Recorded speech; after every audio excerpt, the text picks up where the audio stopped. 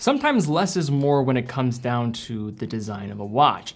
And today we're going to follow that theme, looking at some of the best minimalist watches out there on the market. So for this video, we'll look at about 10 to 15 different minimalist style watches. We'll define what minimalism means in my eyes, at least. It's kind of a subjective term, but we'll try to really pinpoint what that kind of is leading us to. And then also throughout this video, if you have just more interest in minimalist watch designs, check out the link in the description to the blog and buying guide that we have on our website, looking at an additional 12 to 24 watches outside of the list here today. So before we dig into our list, it's important to just take a moment to address this idea of minimalism and how I interpret it. The term minimalism is thrown around pretty loosely in watch design, basically being a classification for anything that omits unnecessary clutter. However, I classify minimalism as the purest form of leading with function through cutting out the excessive parts and using the negative space as an increase to function and improving the balance of the design. A great example of this idea is the classic Flieger watch. It was built with a specific purpose for optimizing legibility. This example, as well as looking at different movements in design such as Bauhaus, are going to be probably a good place to look when trying to classify this for this video. So with this as our guide, let's look at a watch that really upholds these principles, both with their watches, but also industrial products, with Braun and the BN0032. So Braun is best known for their creation of industrial products. They first started making watches in 1977, but chances are you probably know them from the likes of maybe some of their razors or other appliances in your home. The BN0032 is one of the most attainable minimalist style watches out there. And with its design of its lugs and also just the layout of the hands and how they're approached, you can see how this was almost adapted in a way from the background in industrial design into more of a watch form. Although this might not blow you away in the finishing department, it still is a great representation of encapsulating the idea of minimalism and adapting some of the other traits that this brand is known for in other industrial products to the watch market. Looking at another attainable watch on the more affordable end of things, we have the Timex Marlin hand winding. So there are many Timex Marlin models, but the one that really started it all in terms of the resurgence of Timex, or at least the reimagining of what the brand would represent in a contemporary form, I think you have to put a lot of focus on this Marlin as really leading the charge there. This watch is based off a 1960s design and upholds a lot of the minimalist principles in terms of its layout. Simple markings that are raised from the dial surface. You have a mix of Arabic numerals as well as traditional hour indicators. To me, this is the perfect entry door into that classic dress watch of the 1960s with those classic Arabic numerals and approaching something that is true to the original. Inside is going to be a hand-wound seagull movement. There's not a lot of information about the movement, but we've looked inside of these and it clearly looks like a seagull movement that's been kind of reworked to be of the hand-wind variety, but still in terms of just day-to-day function for a $200 watch, it does the job. Also keep in mind that there are several different options in terms of dials to go for. The classic silver is probably the most legible and is going to be true to the original, but you do have some different colors at your disposal. So a big question I get quite often is, Teddy, I like Nomos, I like Junghans in terms of what their approach is to design, but I don't have quite $1,000 to $2,000 to spend on one of their watches. What should I look for? Now, I always like saying that, hey, if you can make that watch happen for yourself, definitely save up. It's always going to be worth it than going for a short-term gratification route. But if that's not your case, then I would recommend taking a look at Sternglass, primarily their Naus model. Now this is available in a quartz and automatic version. In terms of value and just getting, because this video is so much about design, I would look at the quartz version because that's going to provide pretty much all the same upside that you're looking for as you're trying to get into this and cut off about $200 in terms of the price. So if you're not familiar with this brand, Sternglass is a German micro brand. They just got their start in the last 5 or so years, and they've really gained appreciation as a result of their just great examples of using negative space and developing designs that are very similar to Bauhaus principles. This model is going to be rather simple, and for the price, I think it's a great entry door into this world of design if this is something that you're really just desiring. Now moving along to one of the best values in a quartz watch under $500, and that is with the Seiko Dolce Sacm 171. So this watch could probably be classified as a unisex watch. It's very small on the wrist. We're looking at a 33.5 millimeter case size and a lug to lug just north of 40 millimeters. So now there's two reasons why I wanted to present this watch in this video. For one, I think it definitely fits the mold of being a minimalist style watch, classic dress watch design, but also the movement inside inside is not just any ordinary quartz movement. This is the Seiko 8J41, and this is an incredibly accurate movement, even for quartz standards. This is among some of the best performance that you're going to get out of any movement, and it certainly looks the part as well. Now next up, we have a watch from Hamilton, and it's not a field watch, believe it or not.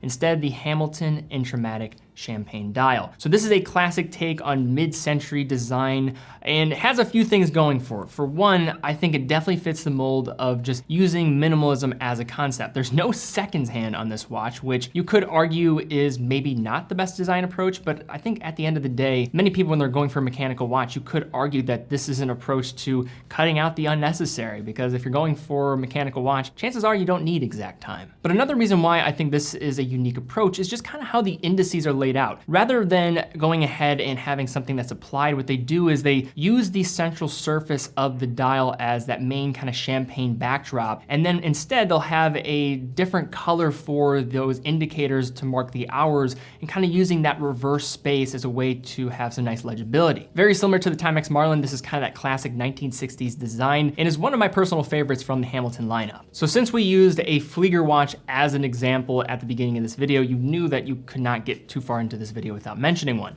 So here I have just basically two watches I want to showcase. I think you could put them both in interchangeably.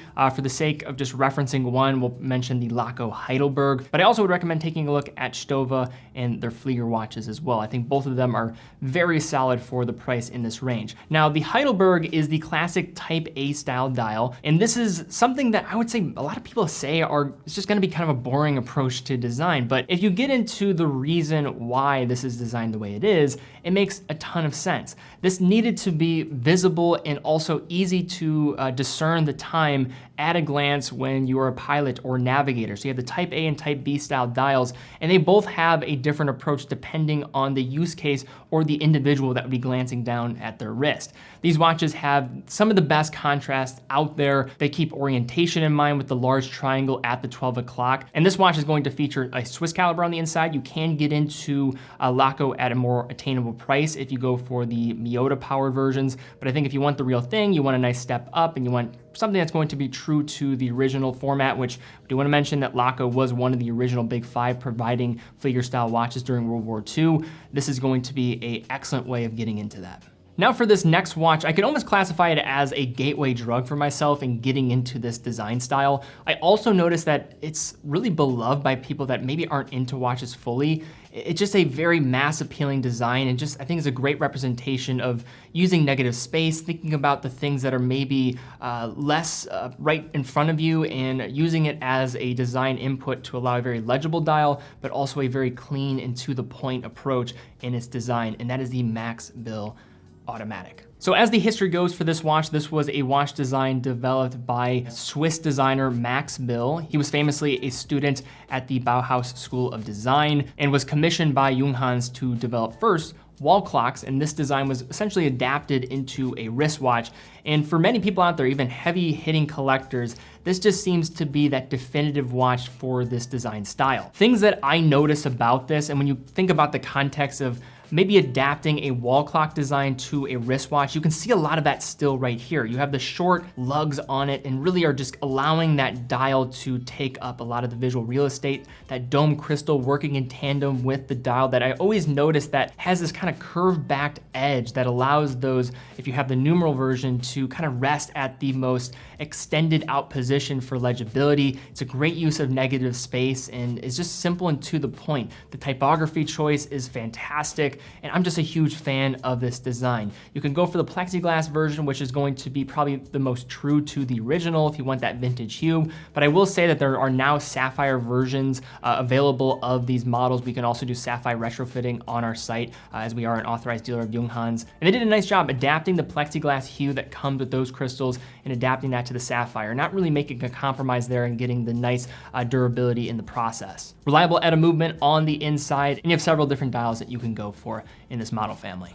For our next watch here, we have Zinn with the Zinn 556 IB. So the IB is going to be the blue dial version. It's going to have applied markers and no date. And for that reason of dropping the date, I thought it was probably the better option for a video like this because it's cutting out everything that potentially could be deemed unnecessary. Now the Sinn 556, some people don't like this watch as much as myself. I am a huge proponent of Sinn and I just like the 556. It has gone up in price, which is making it a bit more difficult to recommend this watch. You're getting a regulated movement on the inside with that cool Sinn rotor, and just the approach to the dial is, maybe for some boring and very conventional, but in terms of doing the job and being easy to read, having some of the best legibility out there with the AR treatment on both sides, this watch to me is a perfect representation of a German tool watch, and I simply love it. Some people, again, don't like it as much as myself. It's built to last. You have a 45.5 millimeter lug-to-lug distance with a 38.5 millimeter diameter,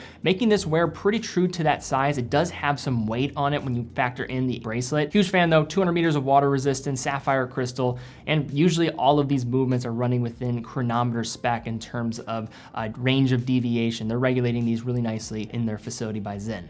Now for our next watch, it's kind of a polarizing pick. Some people are just going to detest how the time is displayed on these, but it gets down to the idea of minimalistic principles as well as what really is necessary in a watch design in order to do the job.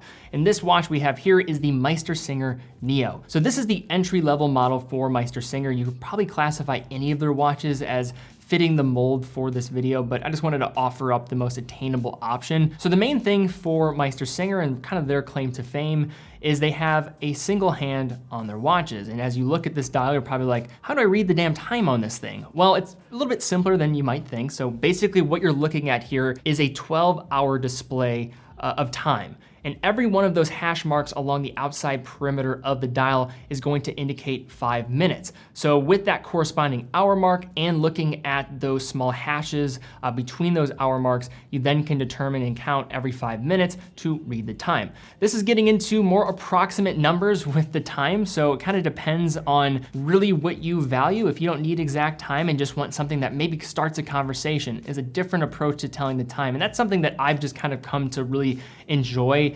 creative ways of indicating something as mundane or just ordinary as telling the time. I think this is a fun way of getting around that without going crazy in price and complication. And just to kind of work in this watch's favor, I've never had a meeting at like say 1:03. I'm always dealing with time in 5-minute intervals anyway, so this could potentially do the job. It might be a creative way of kind of expressing that fun approach to telling the time. So as you've probably noticed so far, most of the watch styles that we're looking at here are kind of more towards the dress variety. And I think that's for good reason. Dress watches typically will drop dates. They're not really as worried about having more complications and generally are just gonna go for that traditional 3-hand look. But one of the rare examples of a dive watch actually upholding minimalist principles in kind of the same way as that Flieger watch that we looked a little bit earlier is with Benrus and the Type 1. So Benrus as a brand has some great history and pedigree in the world of military watches. This brand was relaunched, but really had its name to fame and it kind of dates back to 1972 when they made military watches used by US Navy SEALs and has a lot of connections to the Vietnam War. This essentially is a modern recreation of those original dive watches that were created for those missions and upholds a lot of the same design principles in the process, which is essentially a direct one-to-one in terms of copying that approach to design. Finishing on these I found was maybe not the best for the money, but if you are a fan of the military history that these watches represent, I think these are interesting ones to look at. They do come in a 42.5 millimeter case, but in terms of the actual wearability, I would say wears closer to that of a 40 millimeter case. You're getting a 300 meter water resistance rating and a nice sapphire crystal on the front with optimal legibility in mind. Now, when I think of Oris, I don't necessarily think of minimalist style watches as well as just obviously dress watches in general. It's not really what the brand is known for. I think mostly around their Big Crown family or looking at say like the Aquis or different divers that they offer up. But one watch I want to look at from Oris that I think is a great representation of the theme of this video is with the Oris James Morrison Limited Edition. So this watch was created to honor James Morrison Academy of Music. He's a jazz musician, and there are fun little nods in just the design approach, and I can link to a full review of this watch down below because it's a cool one to get kind of into the weeds of. But I think it's photogenic. It has a very minimalist approach in terms of the dial and the layout. The use of color is just, I think, beautiful. The combination of kind of the golden hands with the blue backdrop that has this almost magenta-like look to it, I think just works well in tandem. If you remove the brand name on this watch, I don't think in my first 10 guesses I would say, hey, that's an Oris watch if I had never seen this design before in the past. But if there's one thing that Oris does, it's tasteful limited editions, and this is a great example of that. So very similar to Junghans and the Maxbill as being a gateway drug into watches of this style, the next watch that I think is almost equal in terms of its importance in my journey was the Nomos Orion, and I think it's a perfect watch to include on a list like this. Now, some might look at some different dress models from Nomos, but to me, this is my favorite of their dress trio that they have. The Orion is available in a variety of different sizes as well as dial colors, or at least executions. It is going to wear larger than what the case size indicates, so just kind of keep that in mind as you're looking at all of the different watches. It probably is going to wear a millimeter or two larger than what the proposed case diameter is going to be. It does showcase one of my favorite movements from Nomos with the Nomos Alpha Manual Caliber. This is Nomos taking the Pazoo 7001, a movement that they use regularly before kind of not having the ability to get consistent access to those movements with just the games that kind of happen with third-party movement providers. And then they decided, hey, let's just make this movement in-house within our own facility. They upgraded with a hacking feature and have some nice movement finishing techniques that are also going to apply to it. This is simply a great value for around $2,000 for getting into a dress watch, well-finished movement, and looks on the front of the dial. Now, it's probably impossible for me to pick my favorite Longines model, but if I had to pick one, I think this would be the one, and that is the Longines Heritage Classic Sector. I simply adore this watch. I just love the look of it, the balance of the dial, the symmetry, and its approach to a sector dial. The absence of a date, I think, is such a benefit to the design. And in terms of the finish and the approach, there's plenty of sector dials on the market. I think where this one sits for around $2,000, to me, it's the epitome of what a sector dial should look like and be like for around this price, and would be my choice for the one to go for, at least in this price range, definitively. I originally covered the silver dial version in 2020 and just liked the approach to the hues of the dial surface, the balance and symmetry of the design. But recently I looked at the black dial version and I was surprised how much I just really liked it. I almost like it more than the first model. And a big reason for that was the bracelet. I think it just works so well in tandem with the approach here. Getting a nice reliable L893 movement on the inside. Wearable case, it's gonna wear closer to that of a 39mm case despite the 38.5mm proposed diameter. 30 meters of water resistance is a bit of a bummer considering that this watch has some more casual undertones and I think could be worn in a variety of environments, but I'm not gonna hit it too hard there. I think even though 50 to 100 would be amazing for a watch like this, I still just love the approach to the sector style design. You could argue that this is a little bit more busy, but to me, this still embodies much of the minimalist principles that we expressed at the beginning. So one of the most discussed and talked about, I would say, microbrand independent watches on the channel last year in 2021 was Anordain with their Model 1 Plum. I decided to do a full review on this watch, but also did a video with Kevin O'Leary showcasing this watch to him, and he absolutely loved it, so much so that he bought two of them in two different dial colors. And I don't blame him. I think in terms of the approach to the enameling that is done on this dial for the price that it's at, this is some of the best you're going to find. Now this process is all done by artisans in Scotland, so production on these is very slow in comparison to a lot of watches in the price range, so kind of keep that in mind. This is a true artisanal approach to these dial surfaces and the technique behind them. But why I think this is a perfect embodiment of minimalism is it, of course, leads with being able to tell the time. You have a very simple dial. It's easy to read in most instances. Outside of the glare, the anti-reflective treatment, I think, could be improved on these. And the only reason why I'm kind of hard on that idea is because these dials are simply phenomenal. They look amazing underneath the macro lens and in person when you can get them at that right angle. It just kind of tells a story. It doesn't have any necessarily texture, but that enameling technique just allows you to get lost. And I think why these watches are a great representation of upholding minimalist principles is it does everything it needs to do with telling the time, but also it's almost in a way getting out of its own way with telling the time and allowing that dial to kind of do some of the talking and not let the telling of the time be a distraction to that, but kind of just work in a nice cohesive way with those two fronts. For our next watch here, we have Grand Seiko with the Grand Seiko SBGW 259. Now Grand Seiko as a brand, although much of the traction behind the brand has just absolutely spiked in the past 10 years. They've been a brand around since 1960. And these watches are an homage to those original dress watches that Grand Seiko really became known for throughout the mid-20th century. This one comes in an execution with that deep blue dial color, well-finished sword style, samurai hands, and a well-finished 9S64 caliber. So this is a manual wound caliber. And although the spring drive gets a lot of love, some of these manual powered watches from Grand Seiko, I think just need a bit more appreciation. When you think of Rolex, do you think of minimalism?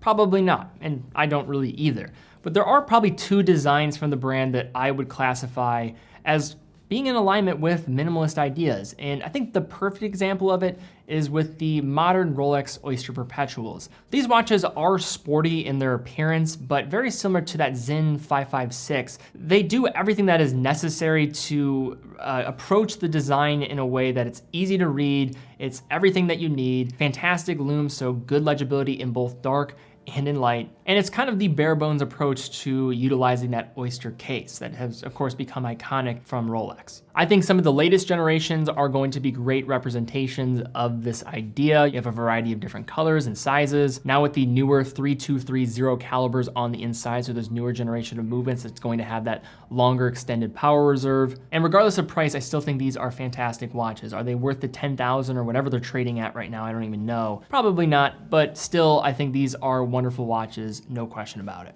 Now for our last watch on this list, I'm looking at a brand that from the high horology perspective is one of the best representations of upholding minimalist principles, and that is with Moser, in this example here with the Streamliner. So this version here is sometimes I've seen referred to as the Green Dragon, which is kind of a cool name and kind of is appropriate given the design of the bracelet. It has kind of almost this reptilian style approach with the links having a brushed top with polished edges on the inside. It's a wonderful bracelet execution. In terms of the dial itself, it's rather straightforward. Surprisingly, this isn't going to be the most minimalistic dial that Moser makes. In fact, this is probably a bit more complicated, but Moser is a brand that doesn't take itself too seriously. They're not afraid to have some fun in the process of developing some very serious pieces, which I think is admirable. The movement on the inside is the HMC 200, which is a well-finished movement, 120 meters of water resistance. So this is essentially a sports watch and kind of fits that mold of that high horology sports category, and is certainly a sleeper in that category. And I think Moser, as of late, is picking up a bit more appreciation as kind of delivering a lot on the independent side. They have a refreshing kind of lighthearted take on their just approach as a brand, and I think that is much needed in this category of watchmaking. But all right, guys, that is my list looking at some of the best minimalist watches on the market. If you did enjoy this video, please give it a thumbs up, subscribe, and hit the bell icon. That really does help out the channel. Also, if you want even more minimalist watches out there, check out the link in the description to the blog and guide looking at an additional around 24 or so minimalist style watches. Also, check out TeddyBaldassarre.com, full authorized dealer of over 30 brands, quick and fast fulfillment, dedicated customer support, and also offer a full factory warranty for all the products that we offer. But all right, guys, thank you again so much for watching. Be well, and I will see you all very soon.